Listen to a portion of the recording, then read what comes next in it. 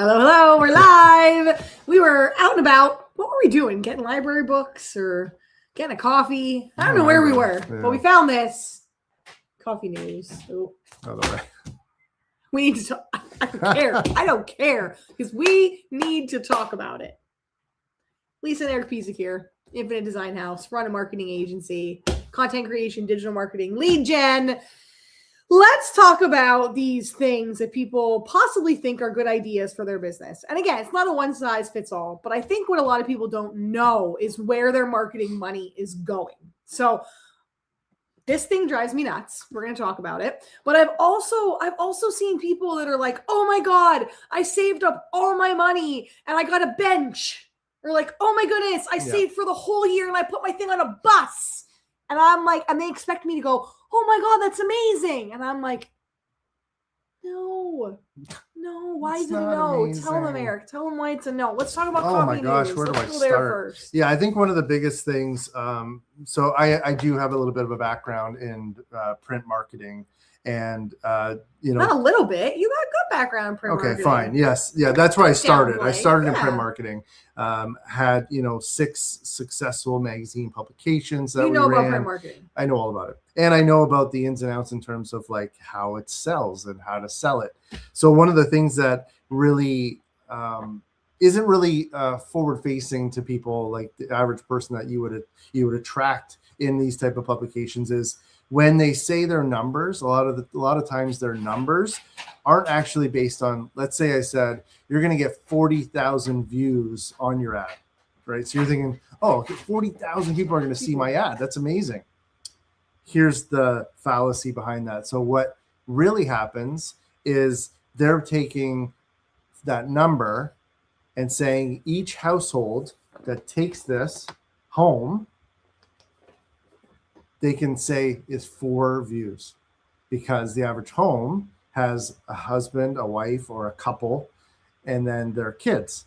And they're saying the average household has 2 kids.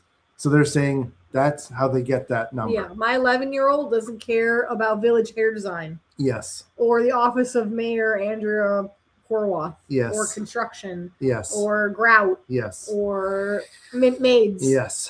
Yeah. I mean, good for them. However, we run online ads. So like not print ads, the online world where you can target, you actually can say this many people saw it. This type of people I want to see it. This is what they did with it. This is where they are located. This is like whatever targets we set. This time of day.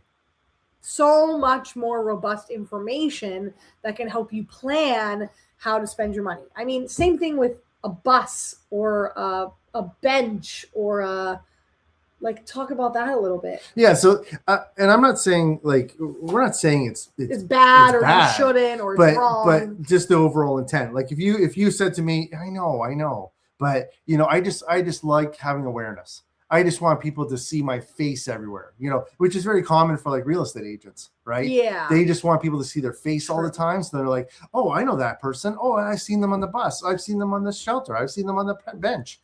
Totally different. That's not advertising. That's awareness. Right. That's just awareness. I don't ever look at somebody's face on a bench or a bus and go, I should call them. Yeah. I need, oh my God, I need that service. Yeah. I'm going to take out my phone and take a picture of your bench. Right. The only way that something like this works is if you make it work.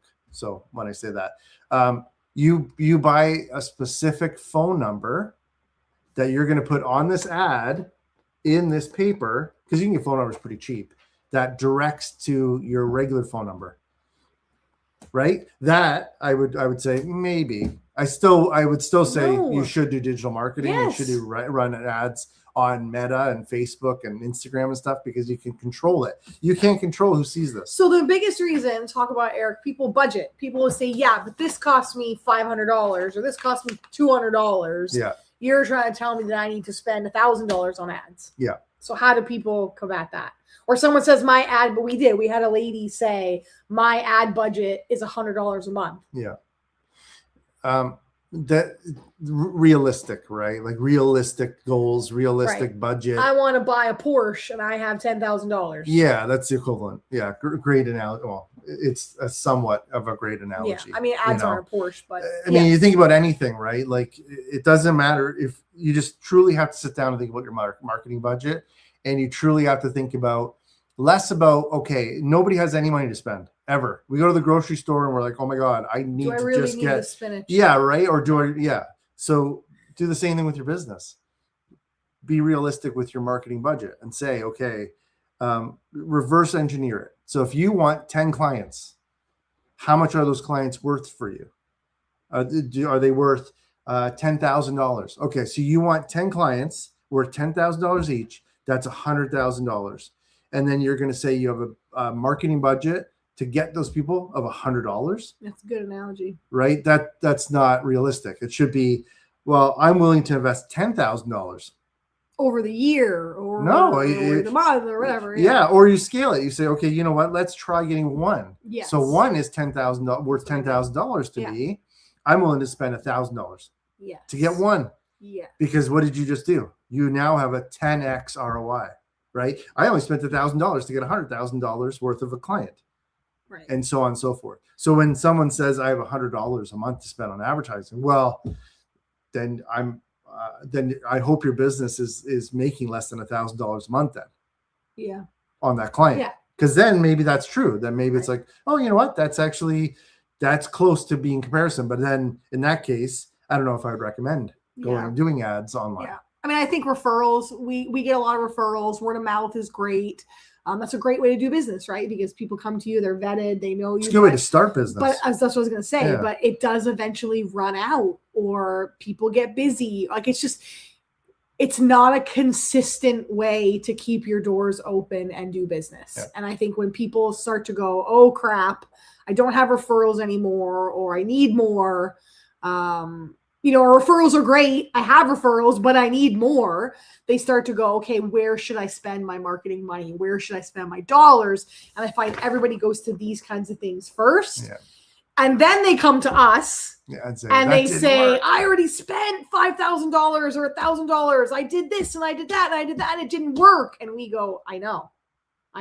So we're trying to save you that headache, to say that there are just better ways as you're planning your marketing budget. That is something that you have to plan for. I know, again, it's a line item that people don't want to think about. When we were like, for us, for example, we pay lots in our business, from the technology that we use to the proposal software that we send out to our video we're doing right now, to StreamYard, to this video. Those are line items, and you go, yeah, I need it. But then when it goes to marketing, people are like, oh no, I got no money for that. You need it, because how else are you going to keep the doors open and keep things, generating? Referrals are great, but you can't always count on that. I just have one last point. And I'm done. Yeah, I have one last point too. Like, and a lot of you have to think of like time and money, right? So that's the other thing too. Is a lot of people will say, well, yeah, I just go and network. I network with a lot of people. That's not free. That's your time. Which is worth everything. Right? Like, oh, BNI, I'll go to BNI groups. A lot of these similar people, I go to BNI groups. That's your time. You have to get up, you have to get ready, you have to get showered, you have to do your hair and makeup, you have to go there, you have to drive there, that's gas, you have to park, you have to, wait till everyone's there, then you got the meeting, and then it's an hour, and then you're still. I know you don't go because hair and makeup takes a long time. Oh my God, it take me 4 hours to get there. But that is a good point. I think we should be really intentional about our time. And you're right. Like, there's just a much better way that you can be, or just where you're spending your time. Yeah. Right. And how you're spending your time. Yeah. Doing it only on the things that make your business go up. And again, I've been to plenty of meetings, and some are great and some are an absolute bust, and then it's like, if that time was spent more trackable and dedicated towards something, maybe the return would have been better. Absolutely. Yeah. If you're going for clients. I know a lot of times we go to, people will argue that, well, I don't go to marketing, I don't go to networking things, or I don't go to dinners to get clients. True. You go to make connections, but you can also make connections online with people when your marketing is done right with videos. And again, that's a whole other thing, but you can be just as personal online maybe not as one-to-one comparison, but there are ways that you can personalize the online experience for someone as well. Yeah. Okay. So hope that helped. If you have any questions, let us know. Simply reply, and happy to have a chat about all things. Comment. We'll reply. Comment. I think it's a comment. Comment. Okay. Comment. Wherever you're seeing and this. we'll be happy to just reach out. Just talk to us. We're here. Bye. Bye.